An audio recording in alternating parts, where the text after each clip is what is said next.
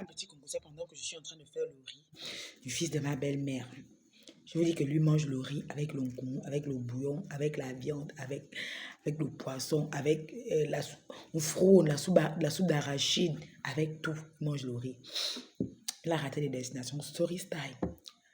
Un moment,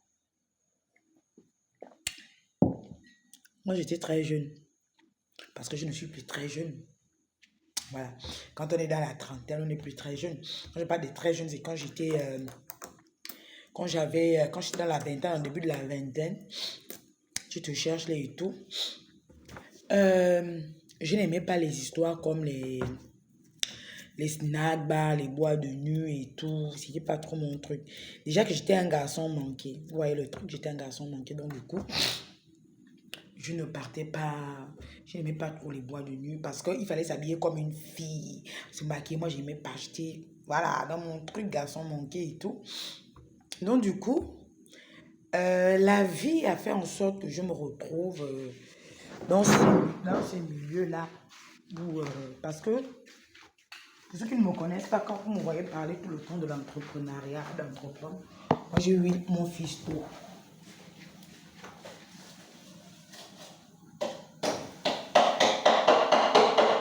J'ai eu mon fils tôt. Quand ce sera beaucoup intime, je vais vous raconter l'âge à laquelle j'ai eu mon fils. Et s'il y a des gens qui veulent savoir, dites-moi en commentaire qu'on veut savoir quel âge tu as eu tôt. Mais ce n'est pas le plus important. Quel âge j'ai eu tôt. L'importance, c'est l'entrepreneuriat. Comme je disais, j'ai fait beaucoup d'erreurs. En tant que... Bon, je fais beaucoup d'erreurs. Pourquoi je n'arrête pas de dire j'ai fait, je fais. Toujours ces mêmes erreurs. Donc du coup, la vie a fait en sorte que je me retrouve dans le truc en fait, dans le truc en question où je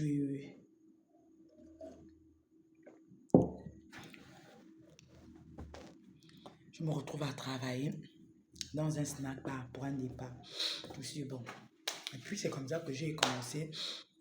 Déjà en travaillant dans ce snack bar là, c'est la première fois que je me faisais épiler parce que moi mes sourcils sont énormes.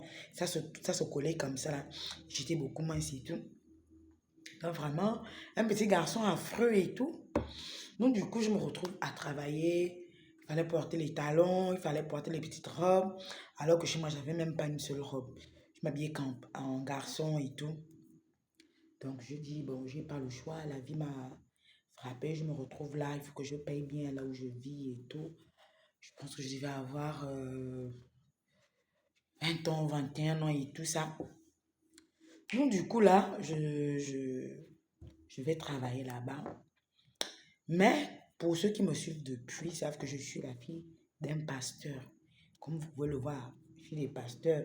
Ils ont toujours les histoires ou les démons que les parents chassent là. Ça va nous persécuter. Donc moi, maintenant à 20 ans, je me dis je suis trop grande puisque j'ai eu l'enfant, tout. Je vais maintenant aller me chercher dehors et tout. Mon père a cette particularité-là. C'est un homme, hein. C'est un homme, mon père, c'est un homme. C'est un homme de Dieu, c'est quelqu'un que Dieu utilise beaucoup parce que aujourd'hui, même dans mes relations, j'ai envie de trouver un peu de mon père dans un sens. J'ai envie de trouver un peu de mon père. Mon père est le genre de personne qui corrige les gens, je vais dire comme Dieu. Ça veut dire que si tu es sur une mauvaise voie, il ne sera pas là en train de te critiquer. Il ne sera pas là en train de te condamner. Il te fait asseoir. Il te comprend, il compatit, il est avec toi. Il te donne des conseils qui sont basés sur la parole de Dieu. Pendant que les autres vont te juger, oui, tu as les esprits des autres, tu as des... Non, il dit non, c'est mon enfant, laissez. Genre, les conséquences là-bas vont aller la corriger et puis elle-même, elle va se rendre compte. En fait, il n'est pas là pour te manquer de respect, pour t'insulter, pour te dire non. Il te prend avec amour, il te parle, il te dit maman, tu sais, dans la vie, si tu fais comme ça, voilà ce que tu vas récolter. Si tu pars à tel endroit, voilà ce que tu auras. Si tu parles comme ça, voilà ce qui va t'arriver. Parce que la parole de Dieu dit dans le verset de tel et tout. Donc du coup, lui c'était le boss, celui qui accepte tout. On pensait que lui il acceptait tout, alors qu'il dit non. J'ai déjà prié. Comme lui-même disait, je vous ai déjà vendu au Seigneur Jésus-Christ. J'ai déjà prié. Moi, je ne peux pas vous garder, surveiller dehors. C'est lui qui vous garde. Donc moi, je vais travailler dans le snack. Bim, mes parents, puisque je suis allée louer, je demande à mes parents que oui, je travaille dans un restaurant la journée et puis le soir, je vais faire mes cours et tout. Il arrive un problème. Ma patronne, étant de nationalité camerounaise, déjà là-bas, je vais taire le nom du snack bar qui se retrouve à la à droite. Là, mes histoires, il y a toujours la à droite dedans. La à droite.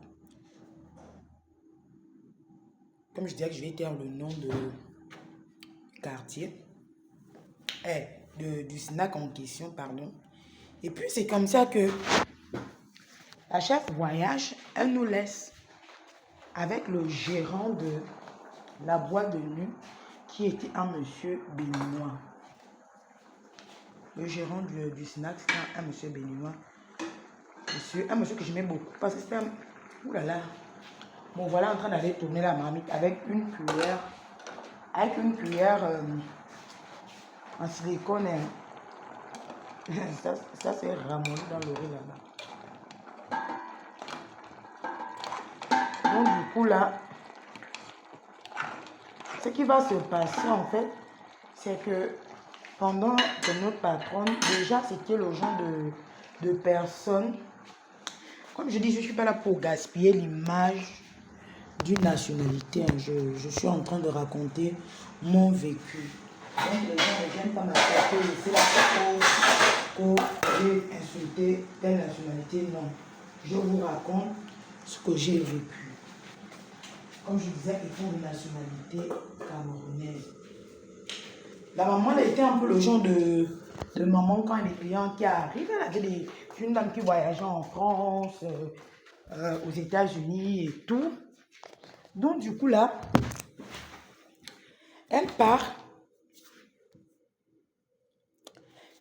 Et quand les clients venaient, elle nous disait, et bizarrement, j'avais la même forme et le même visage que la maman, apparemment. Parce que tous les clients qui venaient me demandaient si on était parentés. Même elle-même, elle m'a posé des questions sur mes parents, ma mère, mon père. Et ce que les gens disaient n'était pas faux en fait. Ce que les gens disaient n'était pas faux. Moi-même, j'avais remarqué, même quand sa fille est venue, un soir au Sénat, elle m'a regardé, elle me dit, attends, tu es la soeur de ma mère, toi? J'ai dit, bah non, bah non. Elle avait vraiment les mêmes formes, le même visage, le même corps et tout, sauf qu'elle était beaucoup plus grande de taille que moi et beaucoup plus claire que moi. Donc du coup, elle faisait quoi quand les clients arrivent, elle va t'appeler, oui, occupe-toi des clients. Bon, on voyait un peu le truc, occupe-toi des clients. Après, c'est les clients qui vont te proposer de l'argent. Déjà que j'étais dans cet endroit que je n'aimais pas, et quand on venait me proposer des trucs comme ça, je pétais les câbles avec tout le monde. Il faut savoir que je suis quelqu'un de très chaud, de très direct. Je réfléchis quand j'ai déjà parlé, en fait. Donc, story time, première partie.